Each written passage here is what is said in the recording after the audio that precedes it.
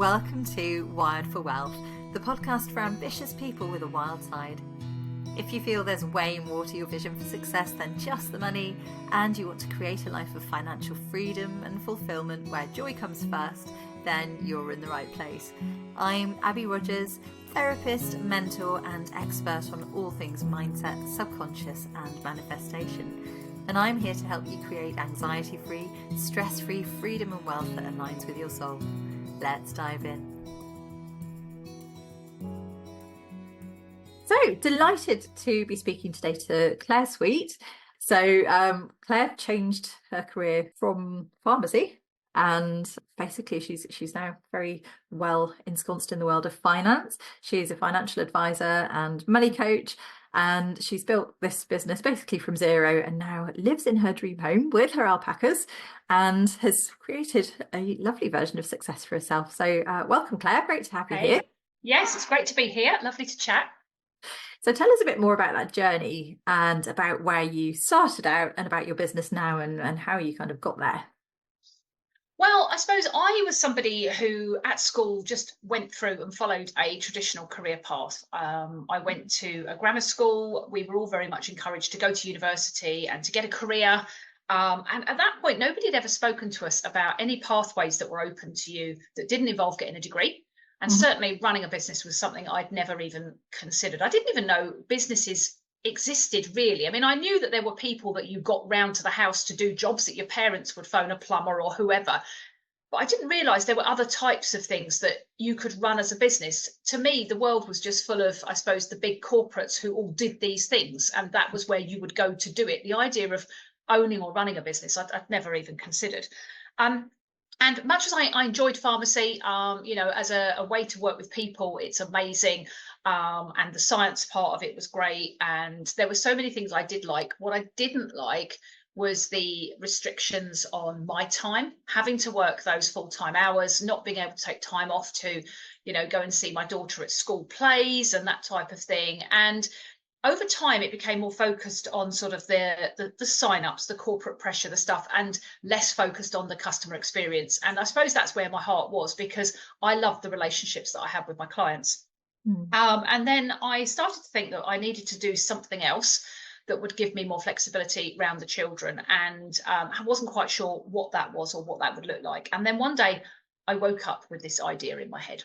So a dream, literally a dream, whether you see that as like, a universe or a message from God or whatever it was.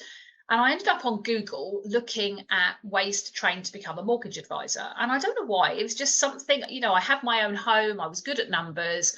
And I thought, do you know what, this might be good. I had a guy who did my mortgage, who worked from home, who'd come out to me in an evening after work and had helped me do my stuff. And I thought, I could do something like that.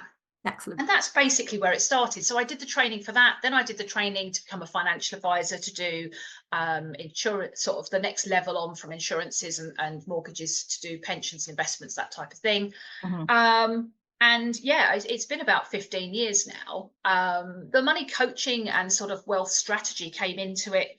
It'd always been there, but it was sort of an aspect of what I did that I didn't get paid for. It was all those helpful suggestions, the leading people in the right direction, the giving them the worked out solution on the back of a handout, and then hoping that when the time was right, they would come back to me. And I suppose once I became more used to being in the online space and saw how coaches and experts and consultants run their businesses, I realized that there was actually a gap, and that people were looking for a reliable source of financial education rather than just going down that Google rabbit hole, coming up with so many different options and opinions and not knowing which way to turn.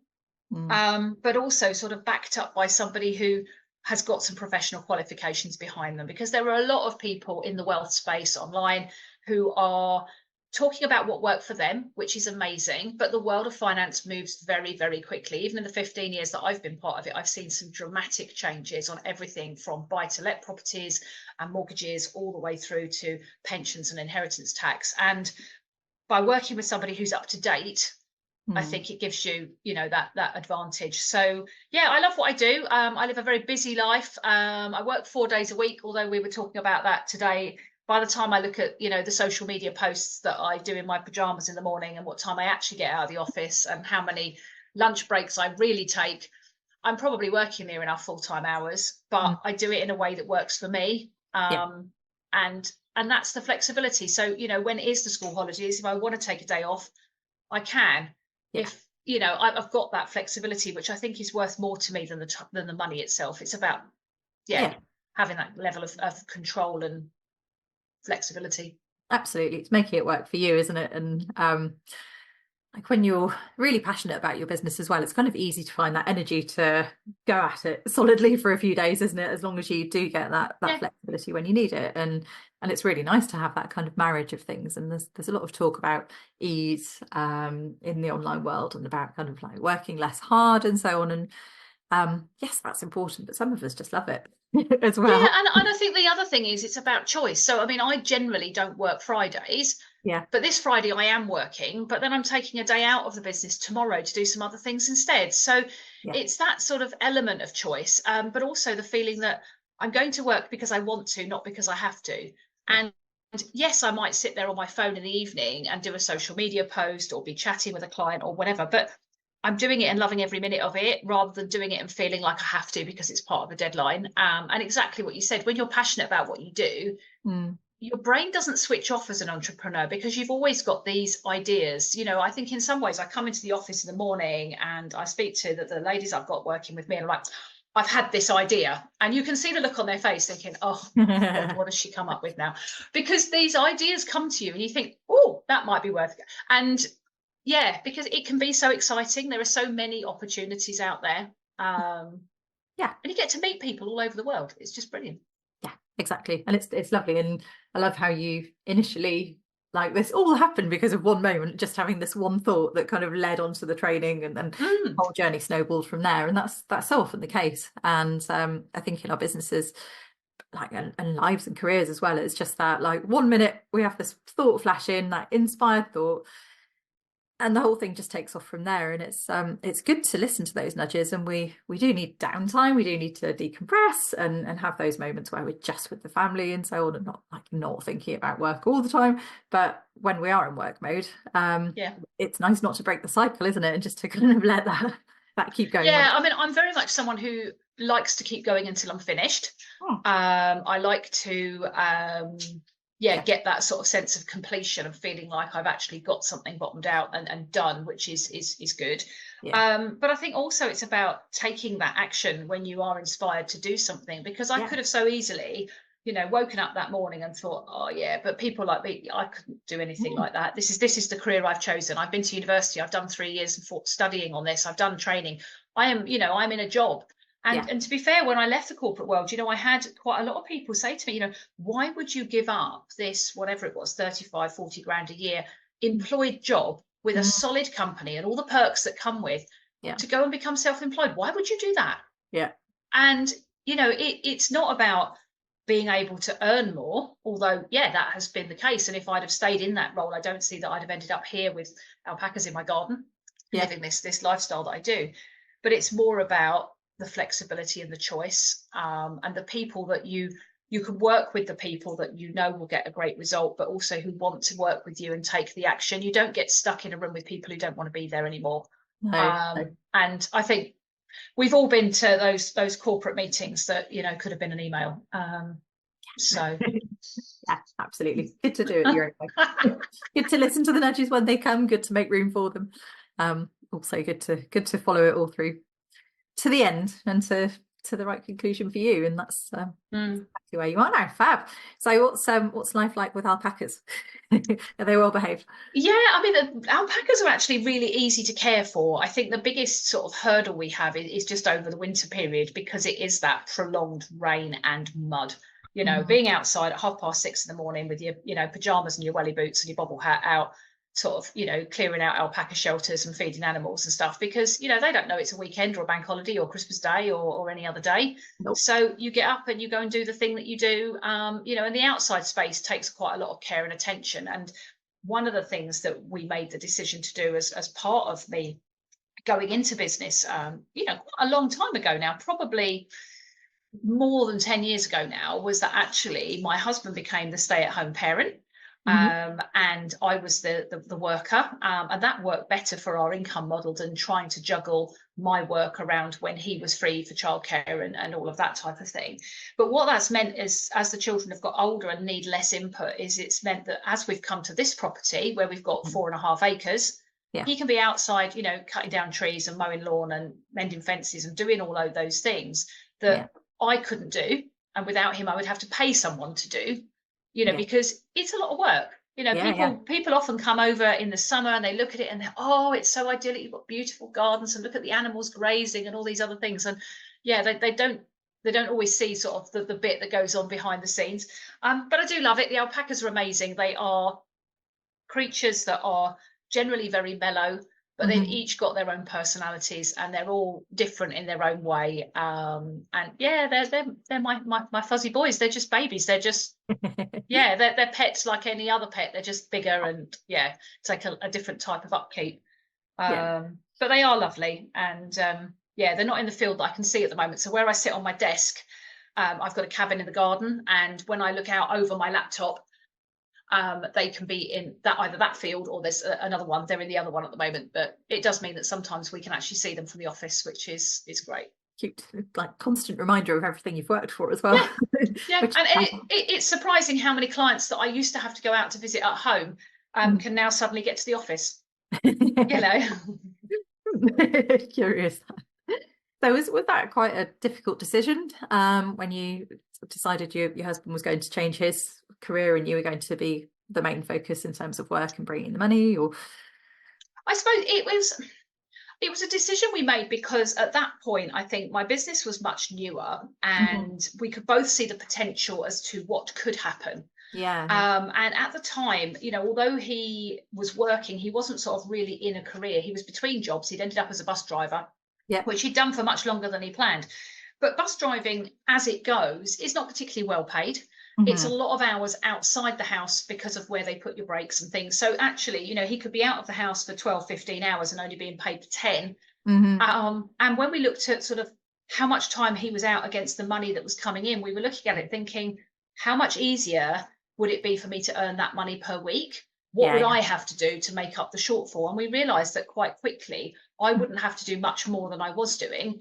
But if I wasn't then trying to juggle appointments round when I had childcare and when I didn't, I would be able to have more opportunities to speak to clients. So it worked quite quickly. I think he had a few sort of mindset issues over it at the start because, you know, he'd worked since he left school and had always had earnings coming in and that type of thing. And from my point of view, I mean, it does put you under a different sort of pressure. Because, you know, when you realize that, you know, yours is the only income and ultimately, if you don't do the thing, you don't get paid. And I know there are things that we can put in place that work with that. But it can sort of mess with your head a little bit. And when you have those weeks or months where the income isn't quite what you want, and yet, you know, well, I don't earn it, no one else is earning it, it can put you under that sort of pressure and give you that sort of self-talk that gives you that little bit of a wobble. But I think it's just, it's just what worked for us. Increasingly, I see a lot of people that I work with where they end up in a situation where one person is either not working at all to be at home or with the children or whatever, or is pursuing a passion project that doesn't pay them a lot. You know, I always describe it as the thing you wanted to do when you left school that your mum told you wasn't a proper job. That thing. Because, you know, if you've got one partner who's earning good money, then the other one, if they're only earning £400 or £500 a month, it doesn't necessarily matter if that's what works for you as a family unit. So, I think there's so many opportunities these days. And every week I meet people who tell me what they do for a living. And I'm like, what? And you get paid for that? And stuff that I had no idea was even out there. It's just amazing. Going back to your story, talking about doing training in pharmacy, doing the proper career route and all of that, first it very much resonates with my story. I did exactly that, the whole university thing, career in optometry, so eyes. And I locumed, and then I had my own practice for a number of years, but it was very much the kind of traditional route. And I think so many people have now realized, like, choosing your whole life's path at 17, 18 years old, it's just impossible.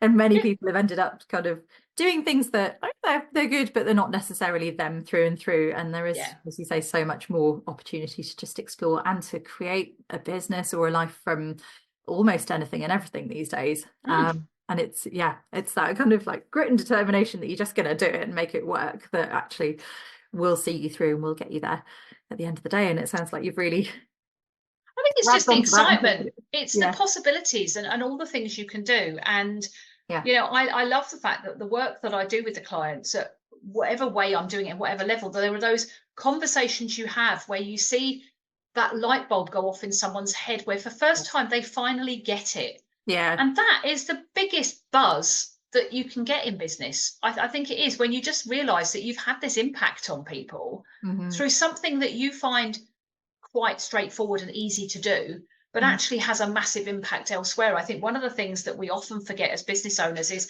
when we are operating in our zone of genius, or whatever it is they call it these days, the latest buzzword, because you do that thing and you do it well and you do it almost without thinking, sometimes it can be hard to remember that other people don't get that.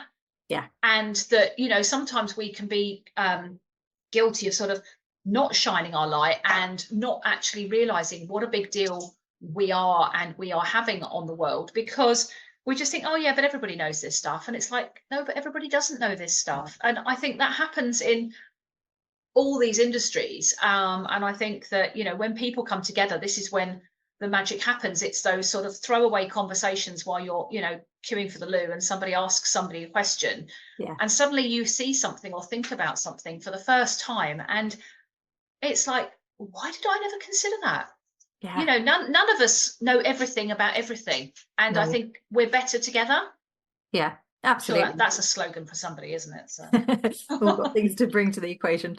And I was recording something yesterday for my subscription living journal, exactly about that, basically about how we forget our expertise. And it's like passing your driving test, isn't it? Like, learning to drive in the first place is so flipping hard, and you don't know what's going in which direction and which button to press and what pedal to press, and it just seems impossible to bring the whole thing together. Once you know how to drive, once you've taken your test and you've been driving for a while, it all just happens on autopilot, and you forget how complicated this task is that you are performing every single day. And I think that's the same with our businesses and our natural skills and talents and things that we've just absorbed over the years. We forget how much we've taken on board and how much we do know compared to other people, or what we can do. And it's good to remember that and remind ourselves of that from time to time, and not fall into the trap of like, oh, I'm not worthy, not worth it, which is so easily done.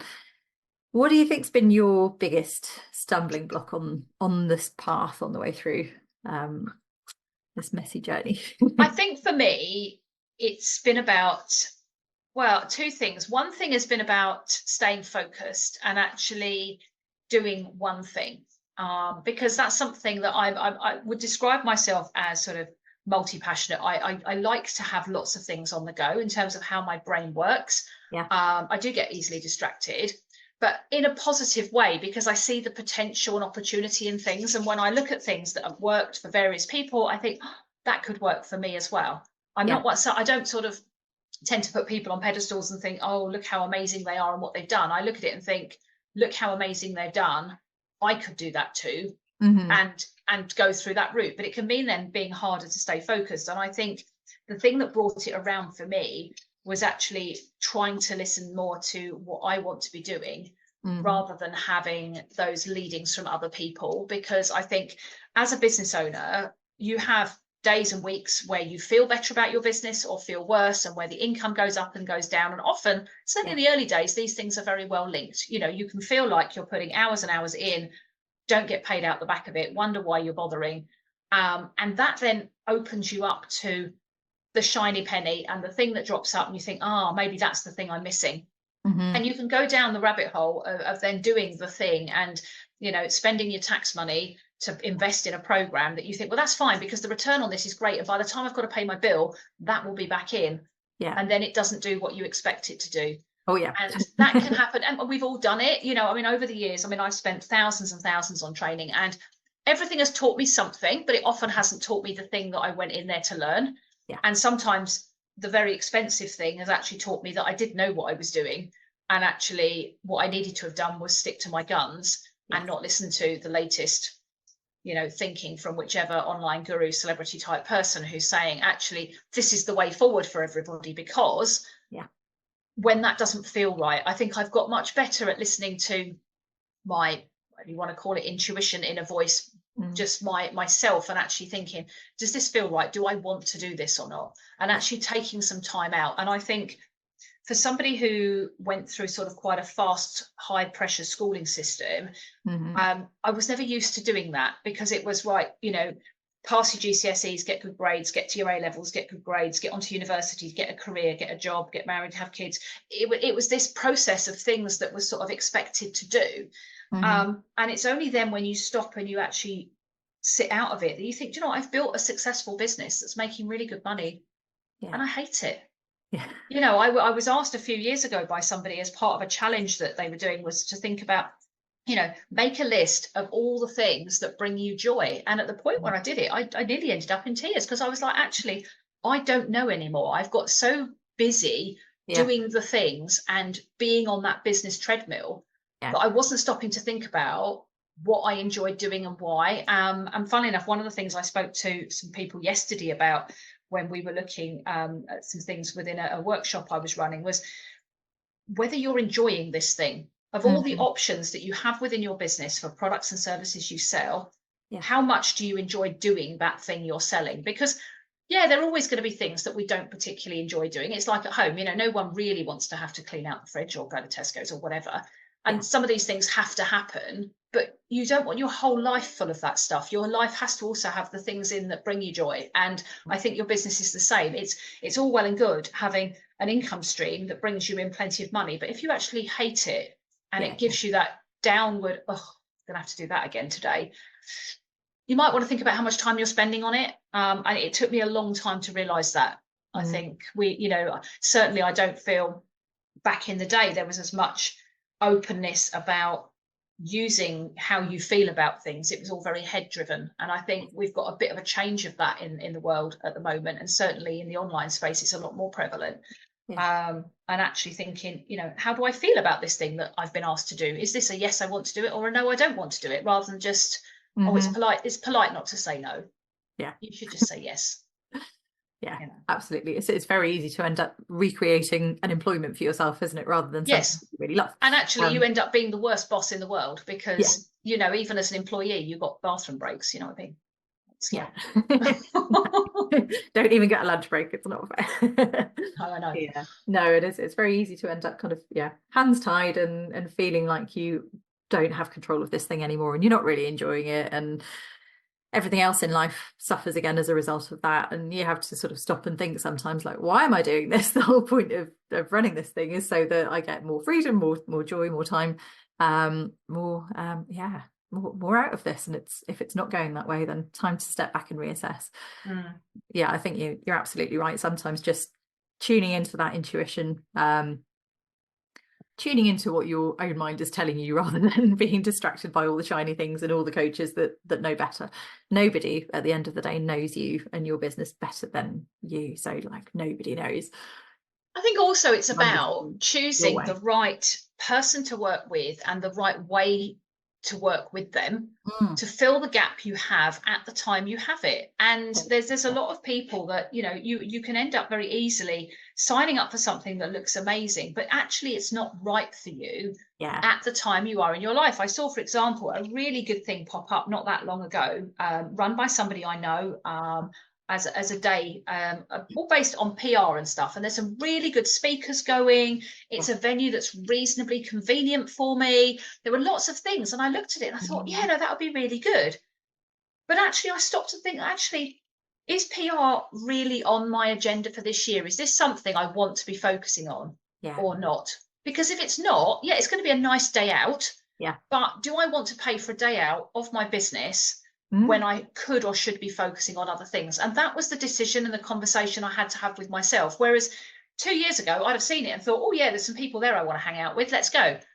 And I think it's those types of things where, you know, Facebook ads for some people are really, really useful. But if you're not at the stage in your business where you actually know what you're selling or to who, then actually having Facebook ads is pointless. It doesn't matter if it's only $49. It's still $49 you spent you didn't need to spend, because by the time you are ready to do it, the online world will have moved on and the data will be out of date. Yeah. Yeah. You know, so I think it's picking the right thing at the right time. But when you're new to business, that's so hard. Yeah, it is. And I think part of the process of finding out what works for you is trying all the things. It's kind of double-edged sword, isn't it? You need to and sometimes it is just buying that thing to think, actually, I don't want to do that.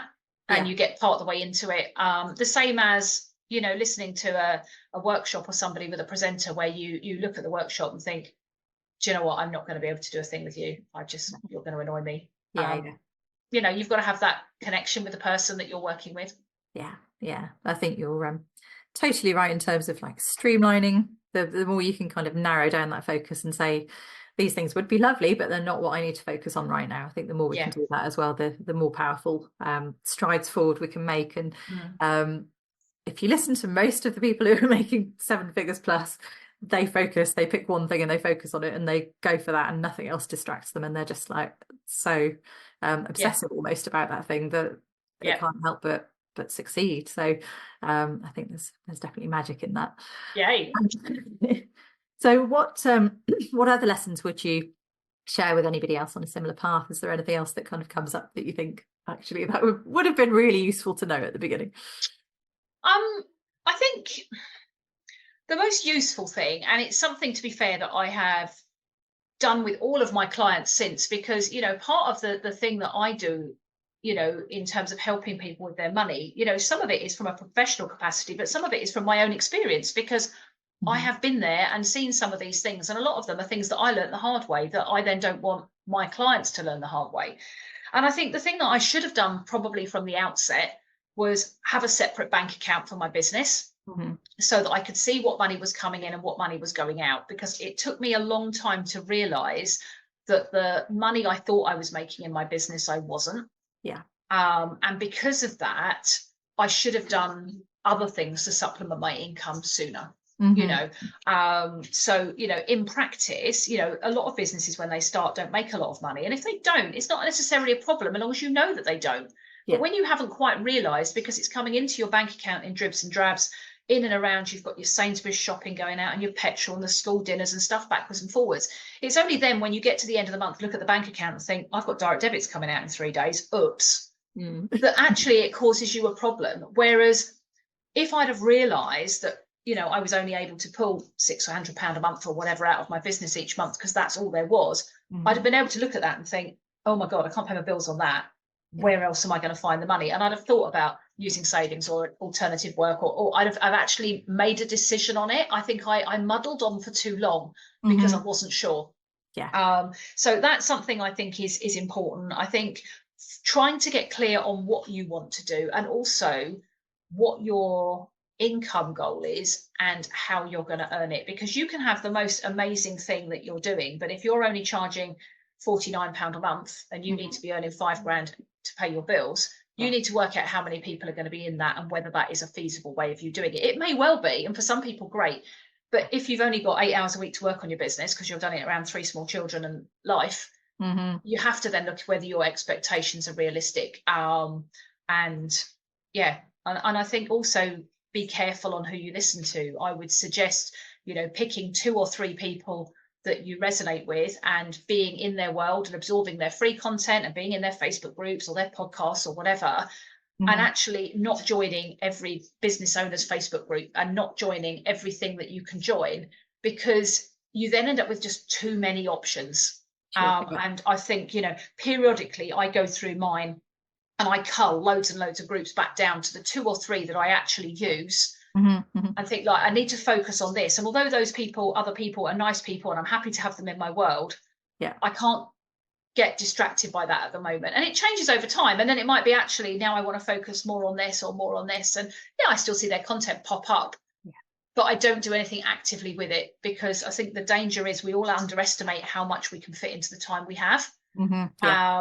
Yes, over the long term, we achieve amazing things, but in the short term, we all try and put 10 appointments into 4 hours and wonder why it doesn't fit. Yeah. We all do it, so I think we have to put some tools and some things in place to try and help ourselves a little bit sometimes. Yeah, absolutely. Love that. So what would be the hardest part of your journey, do you think? Has there been one particular stumbling block where you've gone, oh, I'm not sure about this, can I carry on? Or have you had any just like really difficult moments?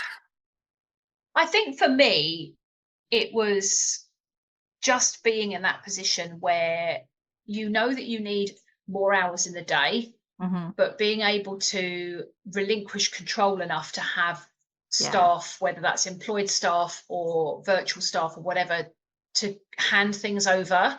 I've always been a bit of a control freak, which is just how it is. And, and in some ways it's a coping mechanism, because when you've been through some times in life where you haven't had very much money and you've had to manage, it can make you quite protective over what you do have.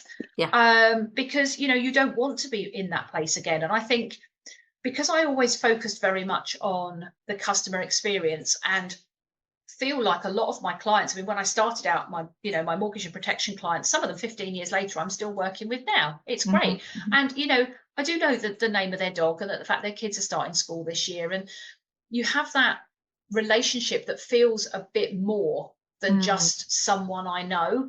And I suppose my biggest concern in the early days was, well, if I bring somebody into my business, what if they hack off my people and they leave? I've built this thing and these are my people. And it took me quite a while to sort of mentally get over that. And I started small, I mean, Sally in my office, she started doing 5 hours a week, and then we went up, and it was 5, became sort of 12, became 20, over time. And I brought in other people since then, and I've got freelancers that I have for various tasks. And it was a big mindset thing for me to be able to let go of some of that. And I think the other thing that sort of goes along with that is also the whole idea that quote that people come up with that says, you've only got 7 seconds to make a first impression. I think that is good in its context. It was probably meant at the time, but the danger is that some people like me, can interpret that in a way that means that you end up procrastinating, because you think, if I'm going to do a social media post and put it out there, if this is the only thing of mine you're ever going to see, I don't want to hack you off by you looking at it and thinking, oh, well, that's useless. But because of that, it can mean that you overthink things, because you won't want to put them out, because you want them to be perfect, because you want to make sure, if this is the only thing of mine they're ever going to see, the only freebie they're ever going to download, or the only email they're ever going to read, I want to make sure I'm not wasting this opportunity. And you can end up in a situation where you don't put things out there because of that. So I think that's probably the key for me. And I think the biggest thing I've had to realize, which has come up a lot in the last few years in the online world, is just that just because you've seen every piece of content you've put out to the world because you wrote it, doesn't mean everyone else has seen it. The number of times I will speak to somebody who I feel like I have a good conversation with online. I comment on their stuff, they comment on my stuff, and blah, blah, blah. And then somebody will send me a message and say, oh, did you see I'm running a day in London next week? And I'm like, no, how have I missed that? And it's like, they've been posting about it every day. There's been emails, and just the algorithm, it just hasn't happened. And I've done the same, where I've messaged people and I said, oh, I'm running a retreat. And they're like, what? Are you? And I'm like, yeah. And I think, because we see it ourselves, we forget. So, I think it's an exciting place to be, but there's always things we can learn.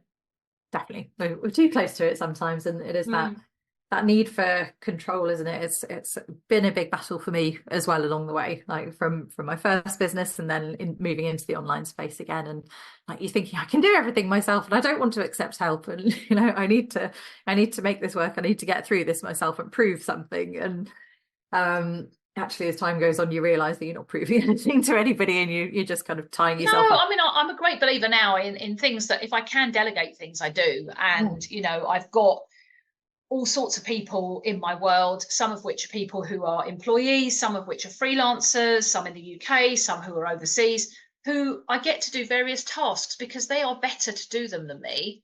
And they're quicker. I mean, even today, I mean, I've got a free guide that I put out a couple of years ago.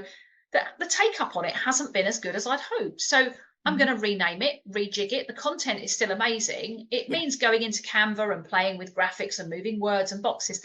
And actually, I sent a message to somebody this morning saying, sorting a workbook out on Canva and change it. Is this something that you can do, or you know someone that can do? Because I can do it. Yeah, But when am I going to fit that into my life? yeah. And I've got to, I suppose I've taken a conscious step that, yes, I'm going to have to pay somebody else to do it. I'm not expecting people to do things for free. Yeah. But sometimes that £30, £100 or whatever is the money best spent. Totally. It just is. Yeah, way better use of your time and energy, and actually helps you create the business you wanted in the first place. Exactly. So Sure. but it is a mindset thing to get over that need to do all of it. Definitely is work in progress for many people out there. Fab, thank you, Claire. It's been really great chatting to you today. Lots of insights there, lots of tips. Final thing, I guess, to finish up with. So where would you love to be headed next? What's on your agenda for the next year or so? Oh, where's my agenda for next year? So the thing that I'm focusing on this year is the Wealth Action Club, which is my low cost, high value accountability membership. And the reason that I set it up was that I know there are lots of people who have got financial things to do that just sit there on their to-do list. So what I provide is a safe space for them to take action on it and to ask their questions and to do those things. I'm really loving it. I ran a membership years ago and absolutely hated it. There was no engagement. It was the wrong people, the wrong price point and everything. And this I'm loving. People come along to the calls, they ask the questions, they're excited, they're enthusiastic, they want to do things. And even today, I mean, I've had 2 emails over the last 2 days from people who are coming out of it because they're like, actually, one lady says, I haven't got the time to put in this, so actually I'm going to leave it for now. I'm really pleased by that. I want the people there who are going to do the things. I don't want to take people's money and just hope they remember or forget to pay me. And no, I want people there. So I'm going to double down very much on that. And then the thing that sort of, I think, sees the other side of that then is the in-person events and the retreats, because I really miss being in a room with people. I would quite happily be in a room of 30 people and talk to them about my thing and facilitate them through a process. So I've wanted to do that since before the pandemic. It all sort of got shelved. I've got my retreat coming this year, but I've also want to do some other things and just get people together and again, help them take action and walk out of there thinking, brilliant, I know what I'm doing. Yes. That's the thing. So that's, I suppose, where I see it going. But, again, it's having that, focus to do that. Yeah, both like lovely ways to hold people's hands and get them actually moving along that path, because it can feel so overwhelming, can't it, at times, when you kind of sat there looking at all this financial stuff that you don't quite understand, and it's a little bit intimidating, and just to have somebody that knows the ropes and can guide you through it is so wonderful and powerful. Excellent stuff. Great, thank you so much. It's been lovely talking to you today. That is okay. Where can people find out more about you? So I'm mainly on Facebook. If we're not friends already, feel free to friend request me and pop up there. And my website is piecetogether.co.uk, or you can find me at clairesweetonline.com. And there's a whole load of useful content on there that has got everything from blog articles and self-study programs all the way through to how to work with me one-to-one. And it's all in one place.